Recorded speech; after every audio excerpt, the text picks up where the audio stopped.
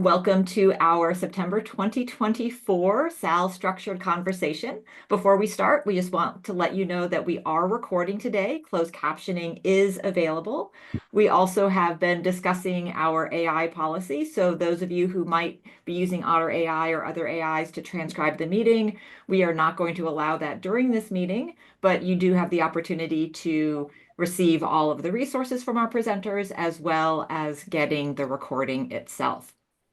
My name is Julie Morrison. I'm Assessment Director at Glendale Community College in Arizona, and I'm a member of the SAL Professional Learning and Development Committee. And on behalf of our committee, I want to thank you for participating in today's structured conversation.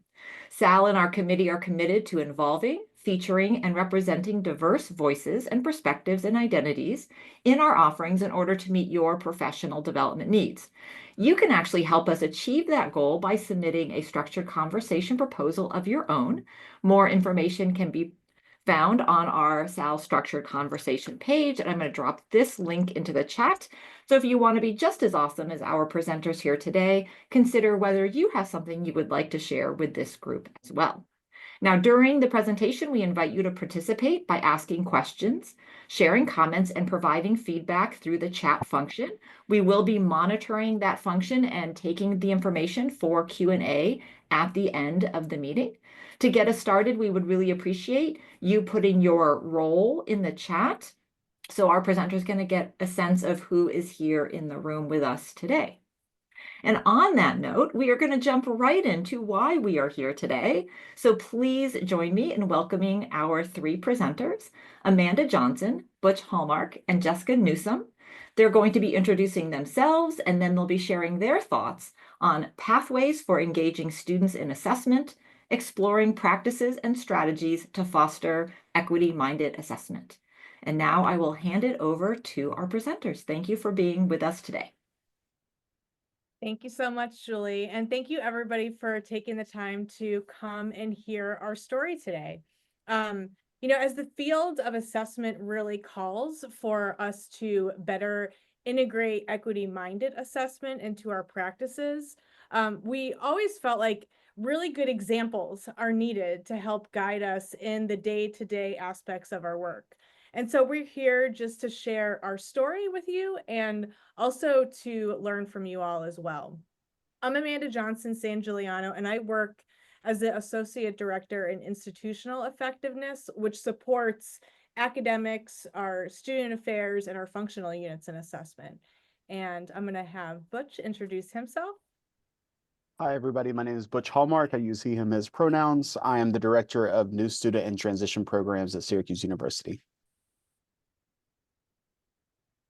Good afternoon, everyone. I'm Jessica Newsom, pronouns she, her, and I am the Assistant Director for Living Learning Communities at Syracuse University.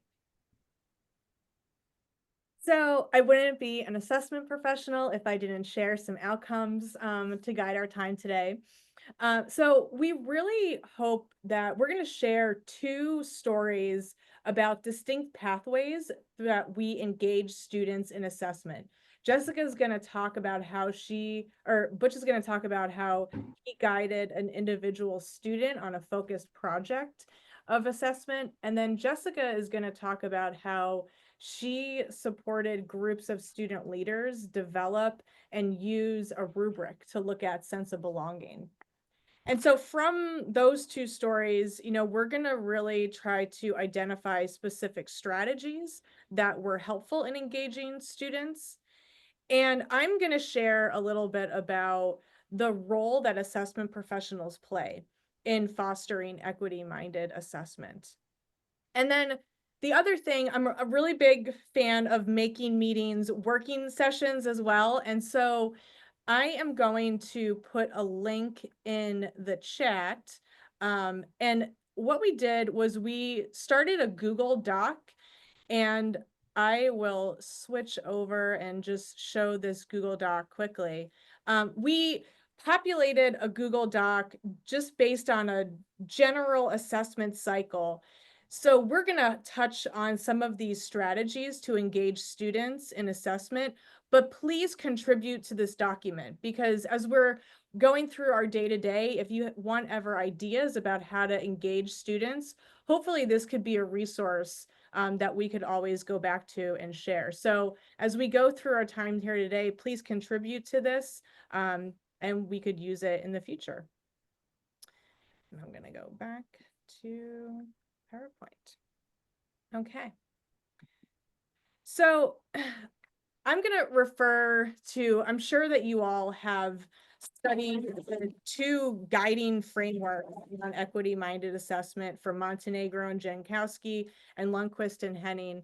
And I always share these two quotes about why equity-minded assessment. Why should we really center equity in assessment? And Lundquist and Henning, they really talk about in their scholarship about how, assessment at the heart of it is to really help institutions find out, are we meeting our goals? But equity-minded assessment could really help us identify if our diversity, equity, and inclusion initiatives are working for our diverse student populations that we have. And Montenegro and Jankowski, they, in their framework, really talk about the power of students. And also that if we don't use an equity-minded approach, we're going to continue to elevate and privilege certain voices in higher education, and kind of risk the fact that some students may not feel like they belong.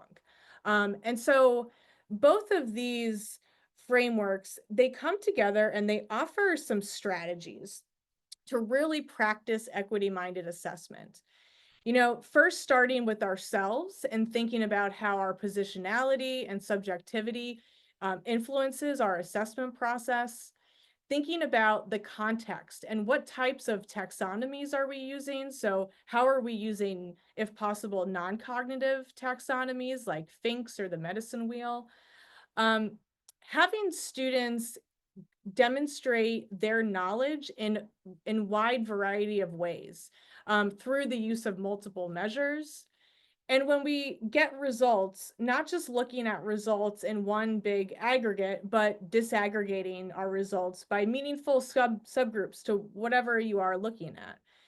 That could be race or gender. It could be, class level or program initiative, whatever those subgroups are that are meaningful, really looking at the results in that way. And then when we share and we set actions based on our results, making sure that we're sharing those results widely with our stakeholders and that the actions address equity gaps. But the key strategy that we're here to talk about today is this engaging students in assessment and to really figuring out how to bring students into the process so they become partners with us in developing our campuses and valuing their role that they play as student leaders, as knowledge producers. And that's what we're going to hear about today.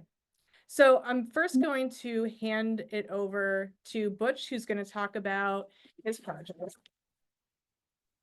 Hi, everybody. Just like I said earlier, my name is Butch Hallmark. I am the Director of New Student and Transition Programs at Syracuse University. You can go to the next slide, the first slide. So currently Syracuse University employs a welcome week style of orientation. So students do not come to campus during the summertime unless they're just coming on their own for a campus visit. We have students from all across the country, I believe 49 states and around the world made up our incoming class this year. So a lot of students are sometimes visiting campus for the first time during orientation, which happens after they moved in August. This is not necessarily my professional background in orientation, so it was kind of new to me, but I started noticing after a few years of being here that a lot of students slip through the cracks through that model. So they do a lot of their work as far as onboarding is concerned and course enrollment and things like that over the summer via email and maybe a Zoom meeting with an advisor.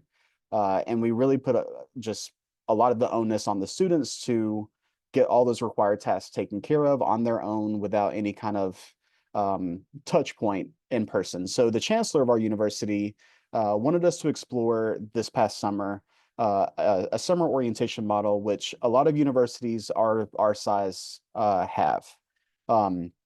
So we needed to pilot that. We weren't going to just. It's been over 20 years since Syracuse University has had a summer orientation.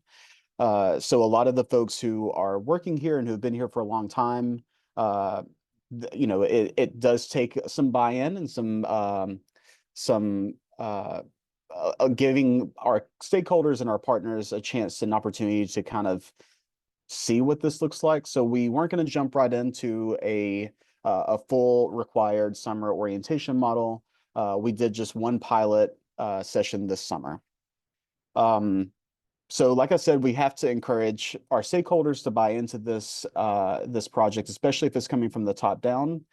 We want that buy-in rather than a directive from the chancellor. So what we did was let me back up. So part of our Welcome Week orientation was just really focused on the move-in experience, getting those academic requirements taken care of the weekend before class starts, and a lot of really big and fun social events, signature events in the evening, every day leading up to the first day of classes.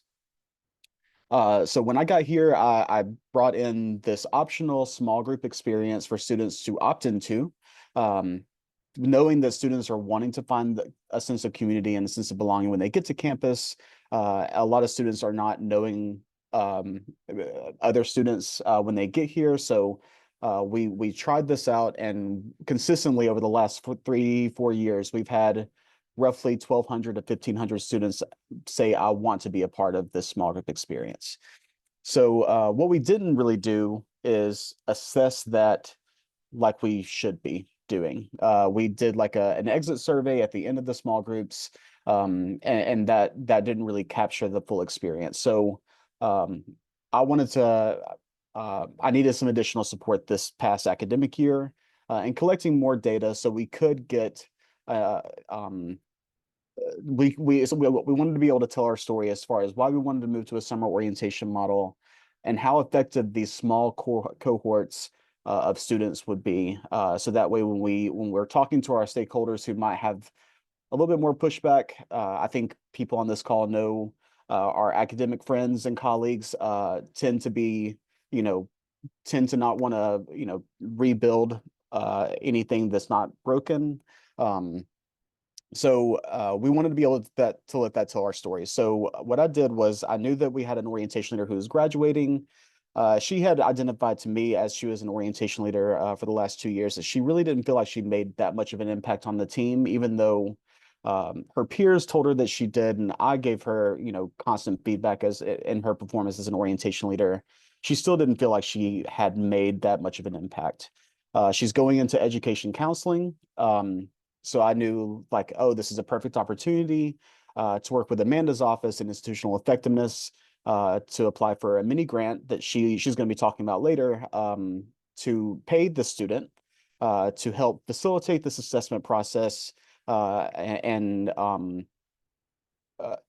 letting her kind of take some ownership of a project in this kind of way, but also being able to bolster her resume. Because she is going into education, she is going to counseling. She doesn't have any assessment experience, but we all know that she will need that eventually, right? So I approached the conversation telling her that this is not something that we're just looking to do to say that we've done it. We need to. I was very transparent with her as far as what we were going to do with this information and sharing this with our campus partners, and also letting her know that this is giving us a head start and some groundwork on just starting to create some longitudinal data and tracking this year over year with the students who did participate in the small groups. So she was very excited about that. She knew that this was applicable to her professional future, but also this gives her an opportunity to leave a mark on this program that meant so much to her. We can go to the next slide. So when we just some background about the small group structure, a lot of orientation programs have small groups as part of their orientation. We wanted to offer different themes for our small groups, so students could opt into different identity-based small groups. or based on their own identity, how they identify themselves, or where they're coming from. Our most popular ones are our BIPOC small groups, our women in STEM small groups, and our out-of-state small groups. But we also have small groups for just anybody to join. So maybe if you're not ready to take that step in being, out and, about your identity, or maybe you're just wanting to meet people that don't share your own identity, we had that opportunity as well for students. They met 3 times during the course of Welcome Week. The first meeting was to establish some group norms and to have those icebreakers that so many orientation programs do and are famous for. Small group meeting number 2 is when we really take students around campus, show them the campus hotspots, and we kind of remove the filter of the university from the orientation leaders, and they get to tell their own story as like, what does it mean for me to be a student here at Syracuse University? Here's where I spend most of my time. Here's some of those tips and tricks you may not know about yet. And then the final small group meeting is when we do hopes and fears. So the students will share their hopes and fears about their first semester of college, and the orientation leaders will offer some advice and feedback to the group as they're reading these anonymous fears, and how they can either quell those fears, but also what are some campus resources that might help with that. We can go to the next slide. So Winnie and I worked together on creating just how we're going to collect all this data. So we talked about the direct measures were just the orientation leader observations and interactions. So a lot of stuff can be captured in a survey, as all of you know, but what's more meaningful to us is that what are our orientation leaders seeing? Are they seeing members of their small groups that are, withdrawn in the very beginning, but then they're starting to open up more as the small groups go on? Are we seeing connections being built during the small groups? Are they seeing their small group members of their small groups eating dinner, a couple of days later? Like, what are we seeing throughout this experience, not just in the exit survey? We also worked with Amanda's office to gather some retention data, which is very interesting. That as we were getting that retention data, Winnie actually brought up the fact that it's great that we're seeing how our students who participated in small groups, what their retention numbers look like, but what about the students who didn't participate? Can we compare that? So that was really impactful for me. I wasn't even thinking about that. I was really just trying to focus on what did this mean for our students who did participate. So this was an added component, added bonus to this relationship with Winnie, and that she was bringing a lot of cool things to this project. So our indirect measures, of course, were our assessment surveys that we've been doing. We did some listening sessions, and Winnie conducted some interviews with both orientation leaders from the past 2 years and students who participated and didn't participate in the last 2 years. So this is just some of the retention numbers that we gathered. I mean, this might not be that important for this conversation, but I did want to again highlight what Winnie brought up, that it was important for us to compare both those who did participate in small groups in 2022 and 2023, and those who didn't participate in small groups in 2022 and 2023. We obviously know that more analysis is needed with why these numbers do look this way. We did see a slightly higher retention in those that did participate in our small groups semester over semester than those who did not. But that just really could be a correlation, not really causation. One thing Winnie and I did talk about, and she brought up in our conversations as we were planning this, is do we include transfer students in this project? And we decided not to, just because of the fact that transfer students are bringing in so many different lived experiences, but also some transfer students may have participated in small groups 2 years ago, transferred out, and then came back as a transfer student again. And they could be grouped into this again. So very, very thoughtful thinking throughout this, very thoughtful planning from especially on Winnie's side about what we were trying to gather for this project. So our final project, we put all this stuff together, and we showcased the poster presentation at the One University Assessment Celebration this past May. It was so much fun to work with one of my orientation leaders in a different capacity. finding an opportunity that would really help her in her professional future.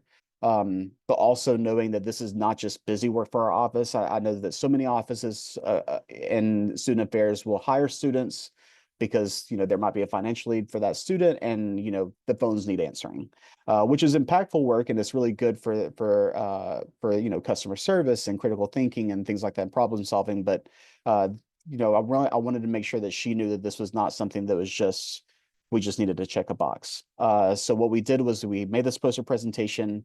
I was able to share a lot of this information with our academics, with our schools and colleges about this, about why this is important.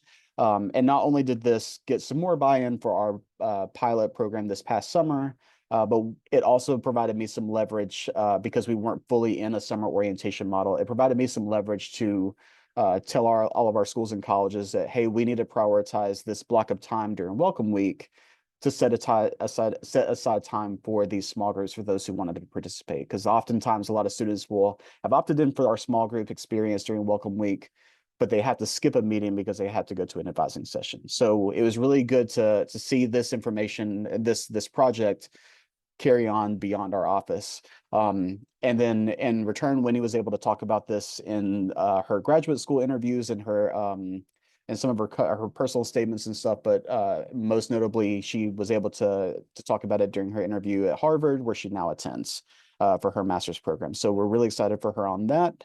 And that's how I engaged, just one student in the assessment process. I'm going to turn it over to Jess so she can talk about her project. Thanks, Butch.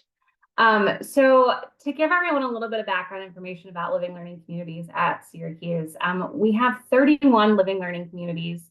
The majority of them are centered around our first year student population, but we do have some that are centered around upper class students, and then also a couple of mix of both first year and upper class students having that experience together.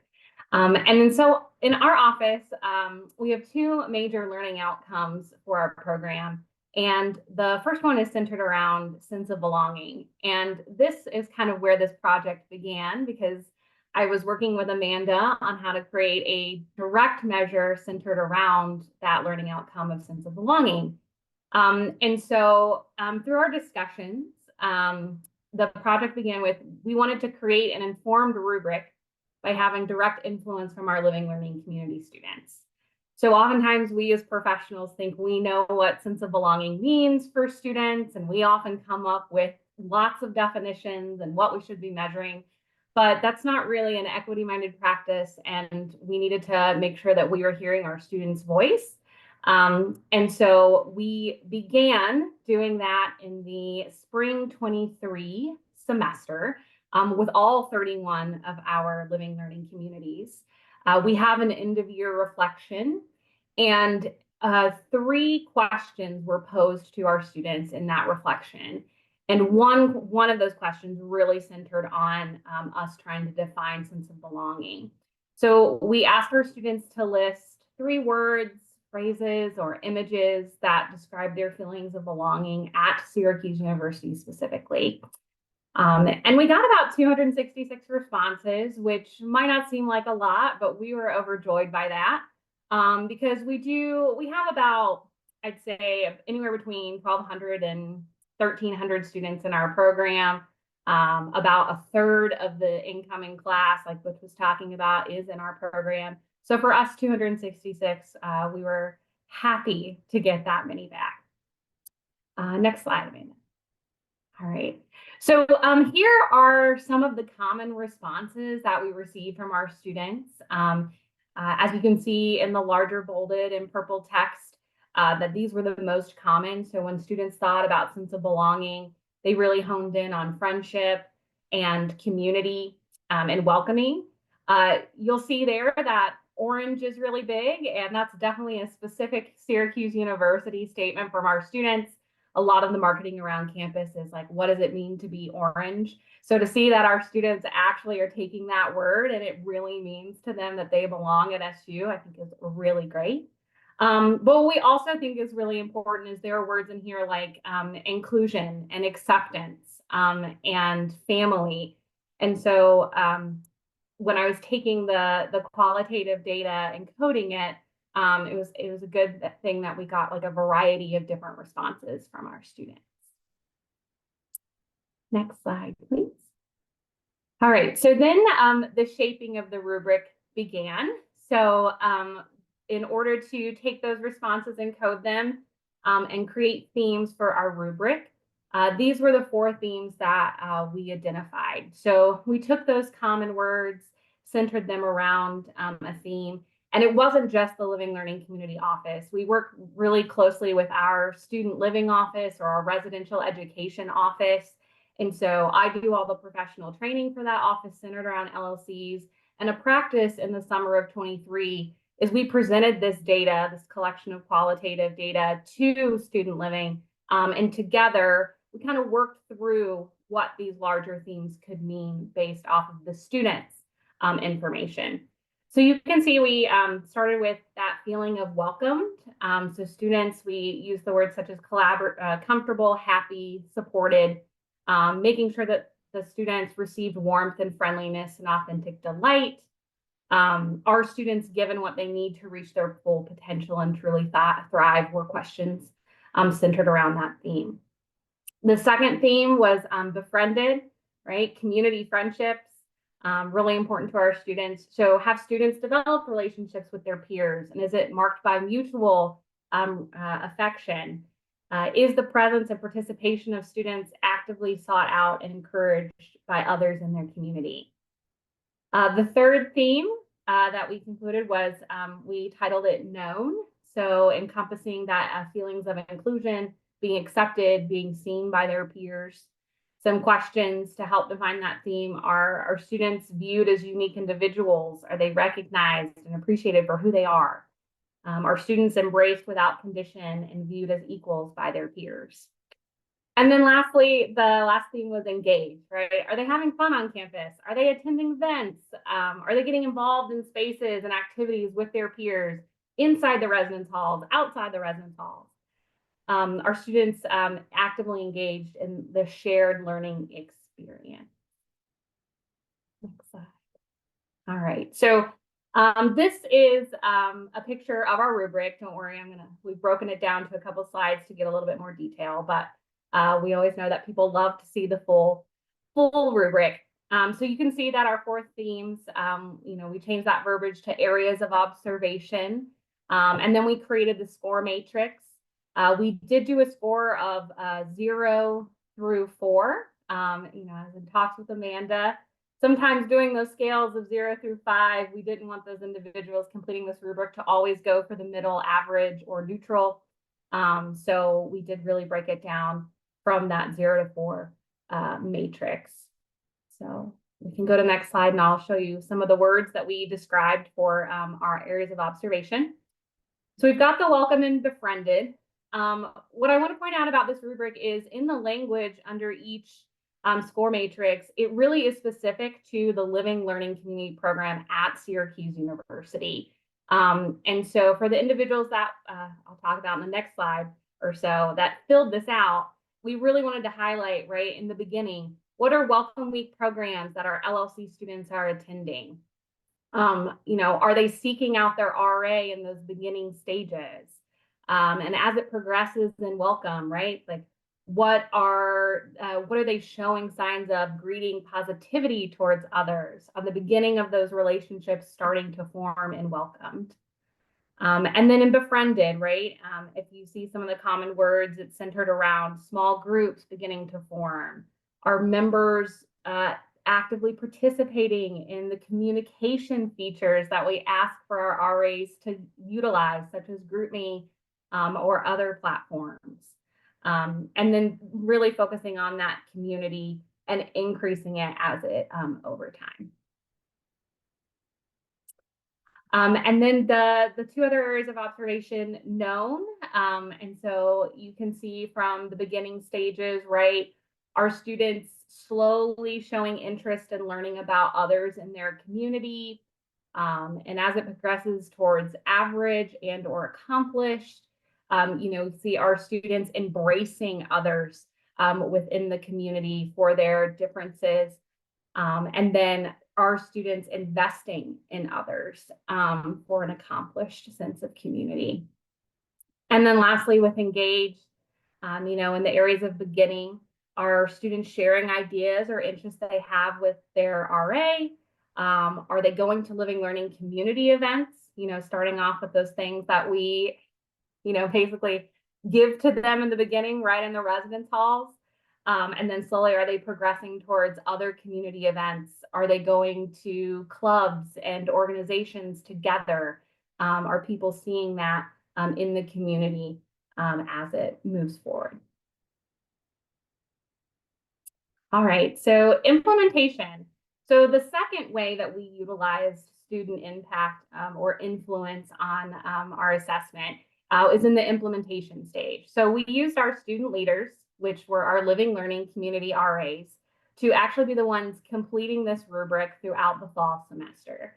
So I did mention that we have 31 living learning communities here, but we actually have 50 living learning community RAs, because some of our LLCs are quite large, spanning over several floors, such as our honors living learning community or our engineering living learning community.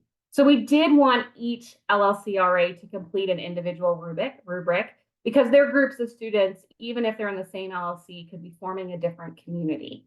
So that was really important for us to make sure that every RA was participating. They completed this rubric 4 times in the fall semester. We did this strategically because we wanted to see at different points and different stages how the sense of belonging was forming amongst the community. So we did it the first week of classes, which gave the RAs definitely some ample material to have observed, as Butch mentioned.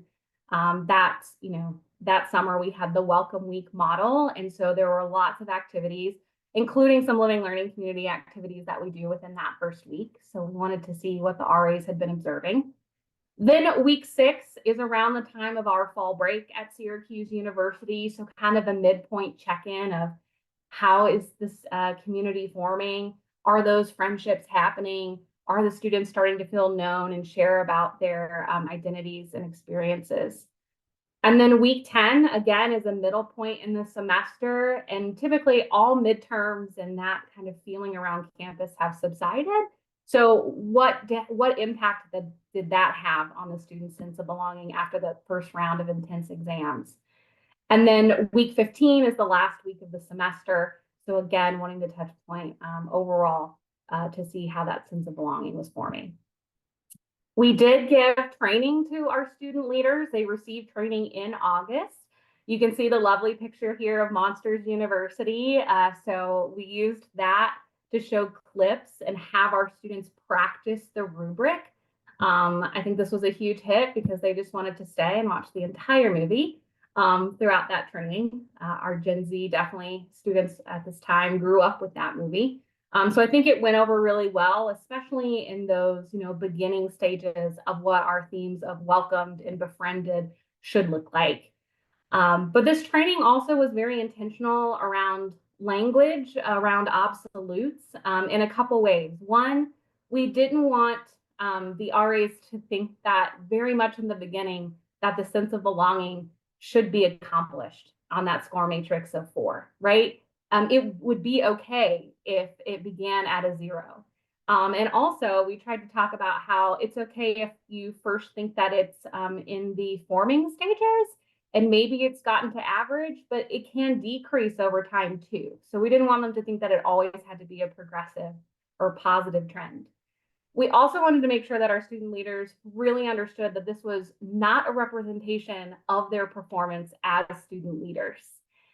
Because we could definitely sense that in the room that they're not gonna, ask me to come back if my community isn't formed, if there's not a strong sense of belonging. That's not what this was.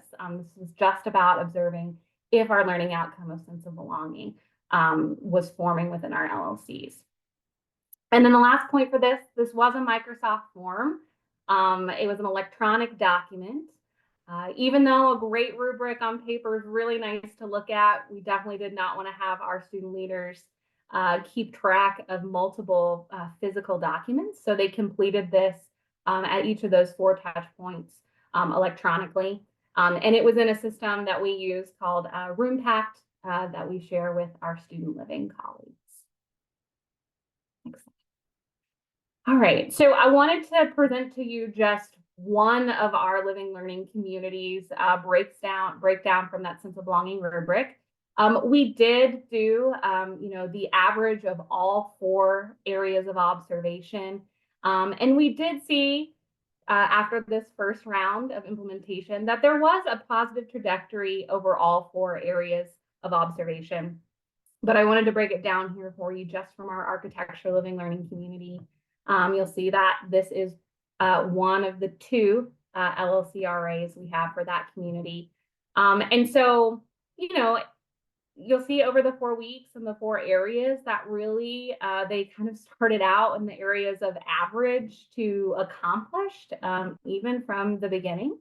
And so, seeing this as a professional, that absolutely could have been possible, but it sparks our mind of what additional training do we need to do to see if that is really there in the future.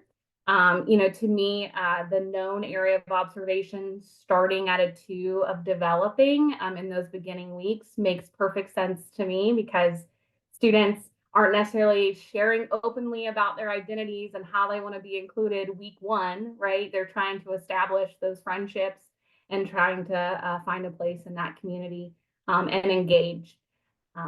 The areas for engaged for the beginning weeks, right, for accomplished, that very well could be because our RA saw that the large part of their community were attending college events, attending our living learning community events, attending welcome week events. I do know from context that this particular LLC has a very active faculty partner. So it very well could be that in the beginning of the semester, it was more accomplished or engaged. Then towards the end of the semester, as they get more into their rigorous program of architecture. Next slide. So overall results and analysis, again, across all 4 areas of observation, we did see that positive trend upward across the 4 recorded weeks. To break it down a little bit, for welcomed, it did begin and end with the highest scoring on our matrix. So our strategies /or events that we do appear to be effective for students feeling safe and comfortable and having that home away from home. We did see less score differentiation between our areas of befriended and engaged. So to us, what are we doing in our living learning community program that we could be doing more to enhance these 2 areas, defined by our students? I think right now, I think it's a trend we're all seeing in higher ed that students don't want to get out of their rooms as much as they used to. And so what can we be doing as a program to help encourage that or find ways for them to be engaged if they are in their rooms? And then lastly, the area of known, it did have the largest increase across the semester by 1.21, starting from the lowest score of all areas of observation. And so for us, in terms of our analysis of this, what strategies did we incorporate from our faculty involvement in this area? And also, just for context about our institution, there is a first-year seminar course that all first-year students are required to take, where they really do explore their identity. They talk about privilege and oppression. And so perhaps as the semester went on, this was an area that got them to think about and open up on those topics with their communities. I will say, right, this is our first year doing this rubric, and so it will be interesting as we implement it again. We are doing an every other year approach. So in the fall of 25, kind of comparing those results.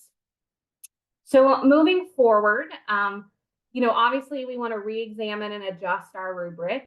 And this was the 3rd way that we got students involved in our assessment. So our student leaders, the LLCRAs, were the ones to implement the rubric. So we obviously wanted their feedback on how that went. And so we did hold focus groups with them to adjust and modify the score matrix and or perhaps how we're defining that score matrix. And so that was really important for us to take those notes and to work on that. And then we obviously want to share with the profession. I will say each student group is unique. So in terms of defining a sense of belonging rubric for yourself, we definitely used that strategy of involving our LLC students to create this. And so every student group may define it differently, especially at your institution. This is helping us to develop our second rubric centered around our second learning outcome, which is about academic engagement. We did the same thing by asking our students in the spring of 24 to define academic engagement.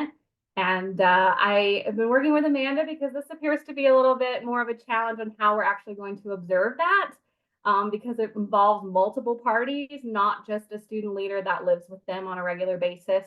We got to figure out how to get our faculty involved in observing this learning outcome. It definitely helped us inform our living learning community strategies for this current academic year that we are in. And then lastly, we created the individual breakdowns by LLC for our LLC teams retreat in April of 24. We gather all of our faculty and staff partners along with the student living staff to kind of like an end of the year reflection and or breakdown of the assessment data. So that's it. That's my project. I'm going to turn it back to Amanda to kind of close us out. Thanks, Jessica. So, you know, you've heard these two stories today about how, you know, offices used, you know, one student or multiple groups of students in various stages of our assessment cycle. And I'm showing you here just a very basic assessment cycle. We all know that it's a little bit more complex than this now, but one thing that has stood out to me is Eric Montenegro in his dissertation, he talked about how equity-minded assessment currently is happening in these pockets of higher ed, right? That it's happening on campuses.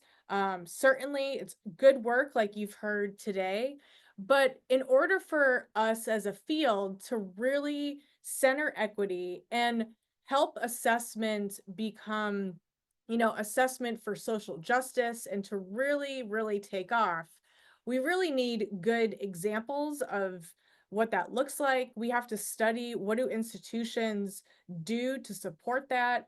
What does it look like at different institution types? And I really think that our role as assessment professionals is a key player in this whole process. You know, if you're like me, if you're an assessment professional who works in a, you know, an office that works with professionals and faculty, even if you're just focused on student affairs areas, you have a lot of meetings to talk about assessment. And you are one person that hears these stories from across campus about what people want to do, what are they passionate about in learning about student learning or their operations. And in those conversations, when it comes time to really think about assessment, you know, sometimes the assessment process could be complex. And if, you know, if you're at a campus where you're working with an office that has an office of one, doing this is sometimes daunting. And then if you add in a layer of thinking about disaggregating data, bringing students into the process, it becomes very overwhelming. And sometimes it's like, no, I can't go there quite yet. But it's our role, I think, as assessment professionals to help, you know, other faculty or staff assessing student learning, thinking about what's one small thing you could do to study equity in an experience.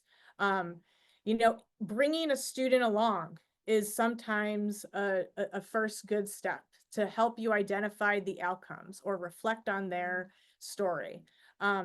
These conversations that we have, you know, build trust with your campus partners, or they trust you that you're going to be there, you know, to support them through the process. And so I'm going to just talk about 3 different things that we do on our campus to really help foster equity-minded assessment. One of the things is in every single presentation that we give on assessment, equity-minded assessment is at the forefront. So it really has become our mantra. So if they're hearing it from us, they're starting to think about equity in assessment at the onset of them developing their plan. We're really starting to plant the seeds for how we could support people in disaggregating data. One of the key challenges that I hear is, well, I want to look at my student subgroups, but I have no idea how to even identify, subgroups and demographics. Like, where do I go? What do I do? And so figuring out pathways to get people their information. And I'll say, not just dumping a huge Excel sheet on them, but trying to make that document a little clean so that way when they get the information, it's useful. Don't have them try to analyze it and sift through thousands of rows. Try to help that process so they don't have to do that. The other thing is really support, sometimes financially. So you heard Butch talk about, his project utilized our student engagement mini grant. And it's a mini grant. It's we have five $500 grants to support faculty or staff engage students in assessment. So they could use that $500 to pay a student.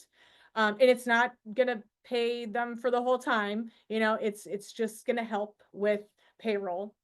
They could use that money to buy resources, books or articles are free, but if they wanted to buy books or different workbooks or, any type of software, software is expensive. So again, it's gonna help, but it probably won't buy the whole thing. They could use that money to, buy incentives for students to do focus groups or food or iPads or giveaways, whatever they need to engage students in assessment, they could use that funding for. And if you participate in our mini grant, we do ask you to come together and talk about it with the other mini grant recipients so we could learn from one another. We could see what everyone else is doing around campus, just to share what everyone's going through when they engage students.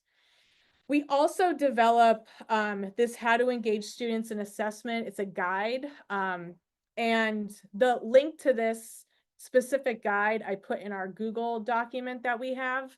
So you could, take a look at it. If it helps you, great. But a big question that we get sometimes, if you're going to engage students in quantitative or qualitative, assessment or analysis, like, how do I train them to do that? Like, I don't have time to train them on that. So we have links to different LinkedIn Learning modules.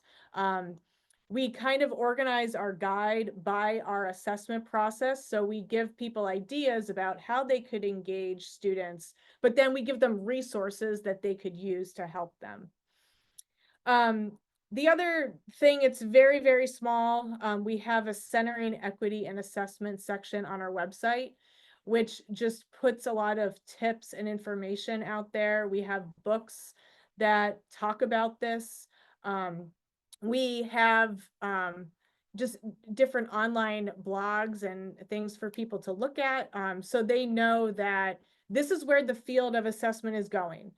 It's not just about, looking at developing outcomes and collecting some information. It's about, are all of our students achieving our goals and how do we ensure that? So we just have a section on our website there. And so these are just a couple of ways that our office tries to really foster this element of equity-minded assessment. And that is our discussion today that we have. And I wanted to know, I welcome anybody to, share some strategies that you may have that you feel is really working well for you, or if you have any questions for any of us. I also invite you to share in the chat, or you could, speak out. Yes, well, thank you. This was fabulous. And I think one of the things that I loved about it is so often we think about students as just data sources, as those who are completing our assessments. And what I love that I've seen throughout this entire presentation is the way that you have woven through engagement by students in lots and lots of different levels. And I know like Chad has been super quiet, and in some ways, I bet a bunch of us are like, that's fabulous, because I know that sometimes you're in presentations and you're trying to watch the chat and you're trying to listen to the presenter. And the fact that everybody is pretty much still here in this session and sort of the no questions have come in, I think that speaks to how well you all covered this information and how specific and wonderful these examples are. While we're waiting, in case there are any questions coming in, I'm going to ask kind of a general question. We have just a few minutes left today. And my guess is that any of you would be happy to field questions offline as well. But one of the things I really liked about both Butch talking about the Welcome Week and Jessica talking about the living learning communities is that what I saw as a theme kind of running through them was that student input was in lots of different spaces. So it was, the student in Welcome Week who was sort of organizing it, but then it was gathering information from student leaders and student participants. And in the living learning communities, it was the rubric being created by those students. And then the RAs who are also students, gathering the data and thinking through it.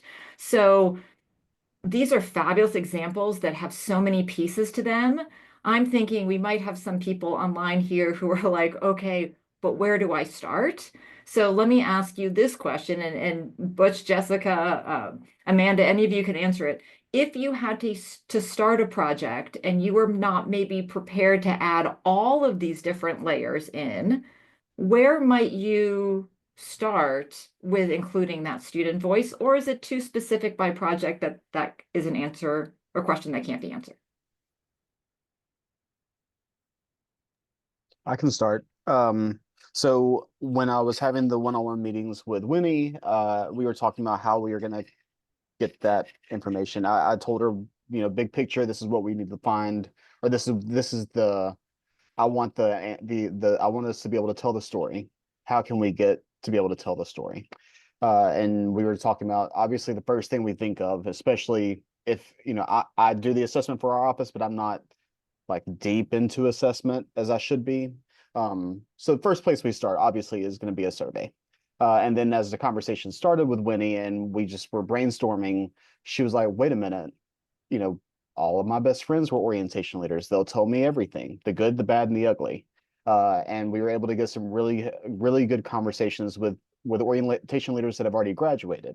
And they were able to, so with her connections. So I think that, well, I guess my point is leveraging the resources that you have and brainstorming with the team that you have is probably a good place to start, especially if you are an office of one, or if you're running the show by yourself. I think that dipping into whatever resources you can. I mean, I've got a good relationship with Amanda, and that just expands my pool of resources based on what the work that she does, not with just the student affairs side of the university, but the academic side of the university as well. So it's and working with her has also impacted like, oh, we're asking these questions in this university wide survey.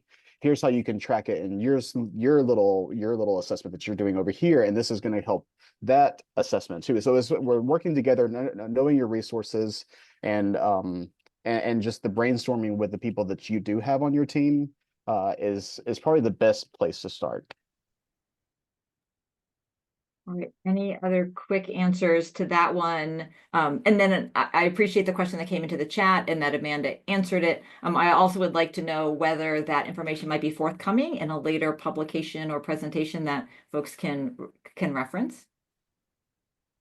Yeah, so I'll answer quickly to the other question, similar to Butch. I'll just reiterate, like, recognizing your resources. I mean, I started with Amanda. So if you have an Office of Institutional Effectiveness or research, or hopefully a higher ed professional that is full-time job is centered around assessment, she was really my go-to on the start and brainstorming the process.